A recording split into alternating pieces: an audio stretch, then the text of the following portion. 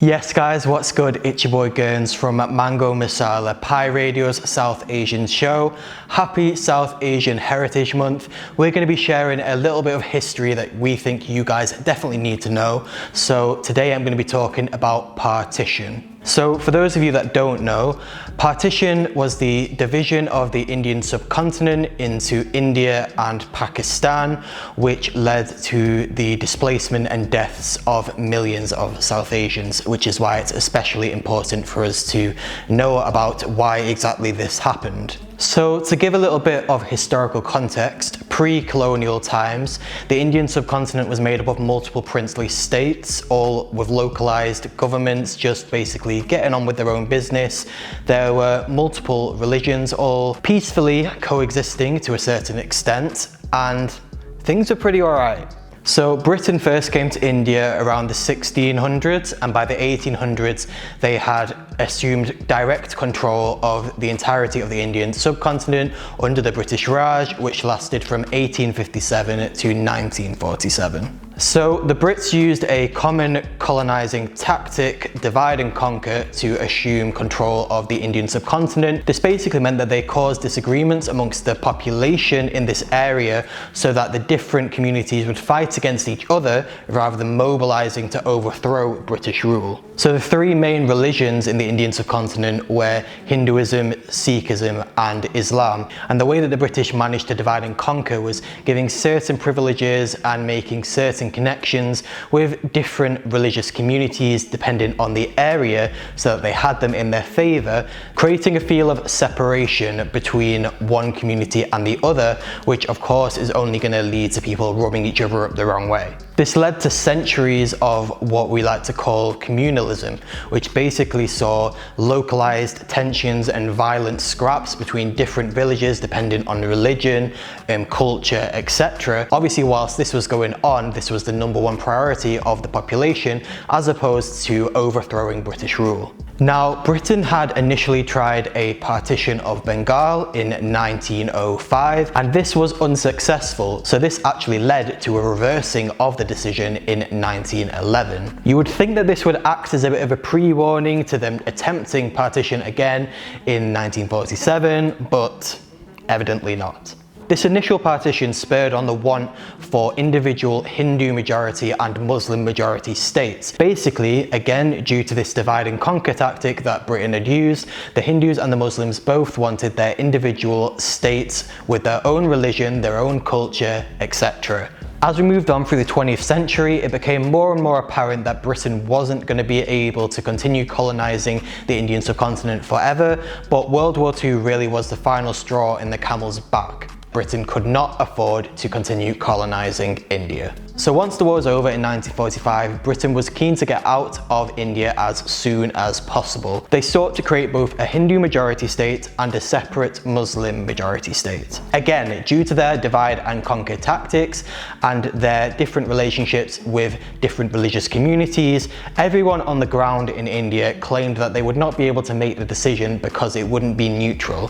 So what was their solution? To draft in someone who had never even been east of Paris, quote, before this time, Mr. Cyril Radcliffe. So they basically brought this guy over who'd never been to India before and said, right, you're going to be in charge of drawing these lines and deciding how it's going to affect millions of people. Good luck, basically. In fact, they specifically said that he shouldn't have any advice, both in order to keep it neutral and also because they wanted the process to be as speedy as possible.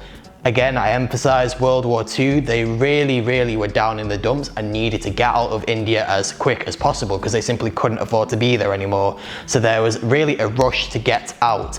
But obviously with a place like India, if you've been colonizing it for centuries and then just leave without properly thinking things through, obviously it's going to lead to mess, but we'll get onto that. Furthermore, Radcliffe adopted the truism that no matter what he did, people were going to suffer. However, we'll never really know exactly what was going through his head because he actually destroyed his planning papers before he left India. Suspicious? I think so. Again, just to give you an idea of how rushed this was, he literally said he couldn't wait to leave because he couldn't hack the climate of India. In fact, he literally left on the day that partition happened. Representatives from India and Pakistan were then given 2 hours to look over the planned boundaries before they were officially confirmed. Then the British scarpered and left India and Pakistan to deal with this mess. So just to give you an idea of the borders that they created, they decided that the middle bit of the subcontinent would be the Hindu majority, what we currently know as India. To the west, they would have the Muslim majority state known as West Pakistan, what we today know as Pakistan. And to the east, they would have another Muslim majority state known as East Pakistan, what we today know as Bangladesh, as it would become in 1971. As well as the process of drawing these boundaries being rushed, it was also incredibly illogical. In a lot of communities at these borders, you still had Hindus, Muslims and Sikhs all living in the same area. So what did it mean now that they were on one side or the other of the Hindu or Muslim majority states? Even before Britain left, widespread violence ensued throughout the region. If you were a Hindu in a Muslim majority area or vice versa, then your literal life was in danger. This led to the displacement of 10 to 20 million South Asian individuals as Hindus relocated to India and Muslims relocated to Pakistan. As a result of mass slaughtering on both sides, up to 2 million individuals lost their lives as a result of this tragedy. My own family come from Sindh, which is now in Pakistan, and a Muslim friend of theirs actually came over and handed over his shotgun and told them, "You need to leave tonight, please take this to protect yourselves. If you're here tomorrow, you're gonna get murdered." This was the reality for so many people. They had to drop everything and essentially become refugees. Though the relocation of my family was such a traumatic experience, it was actually one of the luckiest stories, as like I said, so many people lost their lives to the barbaric violence that ensued.